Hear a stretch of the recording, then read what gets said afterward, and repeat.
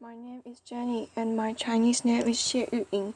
My student number is 12 and I'm a freshman at NCUE. I'm going to read a speech. Everything you hear on the film is a lie by Tasos Frantzolas. I want to start by doing an experiment. I'm going to play 3 videos of a rainy day, but I've replaced the audio of one of the videos, and instead of the sound of rain, I've added the sound of bacon frying. So I want you to think carefully which one the clip with the bacon is. Run fast, run fast, run fast. Alright, actually I lied. They are all bacon. Bacon sizzles. Applause. My point here isn't really to make you hungry every time you see a rainy scene, but it's to show that our brains are conditioned to embrace the lies. We are not looking for accuracy. So on the subject of deception, I wanted to quote one of my favorite authors. In The Decay of Lying, Oscar Wilde establishes the idea that all bad art comes from copying nature and being realistic, and all great art comes from lying and deceiving, and telling beautiful, untrue things. So when you are watching a movie and a phone rings, it's not actually ringing, it's being edited later in post-production in a studio. All of the sounds you hear are fake. Everything apart from the dialogue is fake. When you watch a movie and you see a bird flapping its wings flap. They haven't really recorded the bird. It sounds a lot more realistic if you record a sheet or shaking kitchen gloves. Flaps. The burning of a cigarette up close. Cigarette burns. It actually sounds a lot more authentic if you take a small saran wrap ball and release it. A saran wrap ball being released. Punches. Punch. Oops, let me play that again. Punch. That's often done by sticking a knife in vegetables, usually cabbage. Cabbage stabbed with a knife. The next one is breaking buns. Buns break. Well, no one was really harmed. It's actually breaking celery or frozen lettuce. Breaking frozen lettuce or celery. Laughter. Making the right sounds is not always as easy as to a trip to the supermarket and going to the vegetable section, but it's often a lot more complicated than that. So let's reverse engineer together the creation of the sound effect. One of my favorite stories comes from Frank Serafini. He is a contributor to our library and a great sound designer for Tron and Star Trek and others. He was part of the Paramount team and that won the Oscar for Best Sound for The Hunt for Red October. In this Cold War classic in the 90s, they were asked to produce the sound of the propeller of the submarine, so they had a small problem. They couldn't really find a submarine in West Hollywood, so basically what they did is they went to a friend's swimming pool and Frank performed a cannibal or bomba. They placed an underwater mic and an overhead mic outside the swimming pool. So here's what the underwater mic sounds like. Underwater plunge. Aiding the overhead mic, it sounds a bit like this. Water splashes. So now they took the sound and pitched it one octave down, sort of like slowing down a record. Water splashes at lower octave and then they removed a lot of the high frequencies. Water splashes and pitched it down another octave. Water splashes at lower octave, and then they added a little bit of the splash from the overhead microphone. Water splashes, and by looping and repeating that sound, they got this. Propeller chunks. So creativity and technology put together in order to create the illusion that we're inside the submarine. But once you've created your sounds and you've synced them to the image. You want those sounds to live in the world of the story, and one of the best ways to do that is to add reverb. So this is the first audio tool I want to talk about. Reverberation, or reverb, is the persistence of the sound after the original sound has ended. So it's sort of like all the reflections from the materials, the objects, and the walls around the sound. Take, for example, the sound of a gunshot. The original sound is less than half a second long. Gunshot. By adding reverb, we can make it sound like it was recorded inside a bathroom. Gunshot reverbs in bathroom, or like it was recorded inside a chapel or a church. Gunshot reverbs church, or in a canyon. Gunshot reverbs in canyon. So reverb gives us a lot of information about the space between the listener and the original sound source.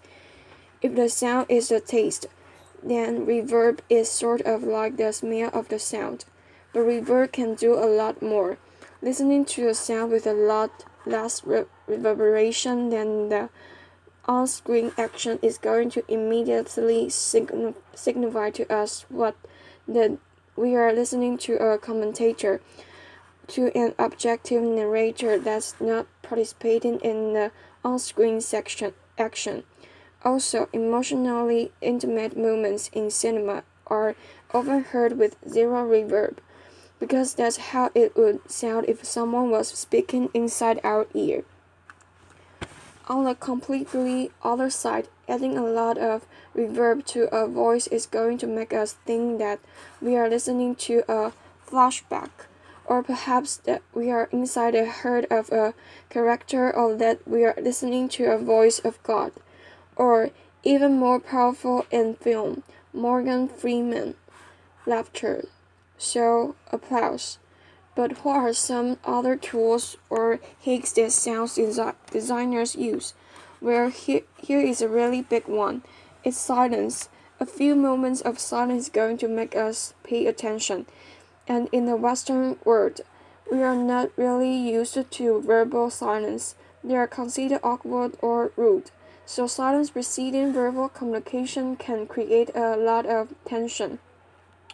But imagine a really big Hollywood movie where it is full of explosions and automatic guns. That stops being loud anymore after a while. So in a yin-yang way, silence needs loudness and loudness needs silence for either of them to have any effect.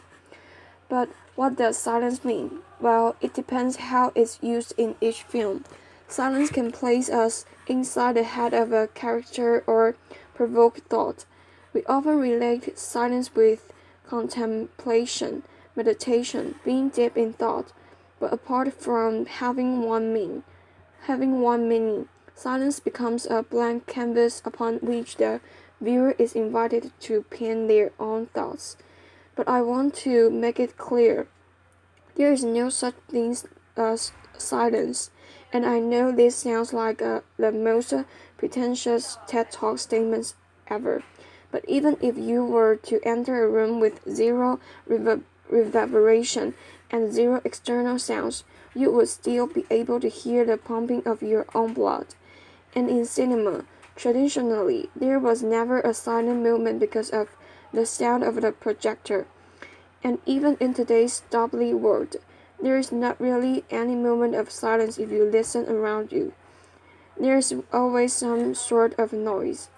Now, since there is no such thing as silence, what do filmmakers and sound designers use? Well, as a synonym, they often use ambience. Ambiences are the unique background sounds that are specific to each location. Each location has a unique sound, and each room has a unique sound, which is called room tone. So here is a recording of the market in Morocco. Voices, music. And here is a recording of Times Squares in New York. Traffic sounds, car horns, voices. Room tone is the addition of all the noise inside the room. The ventilation, the heating, the fridge. Here's a recording of my apartment in Brooklyn.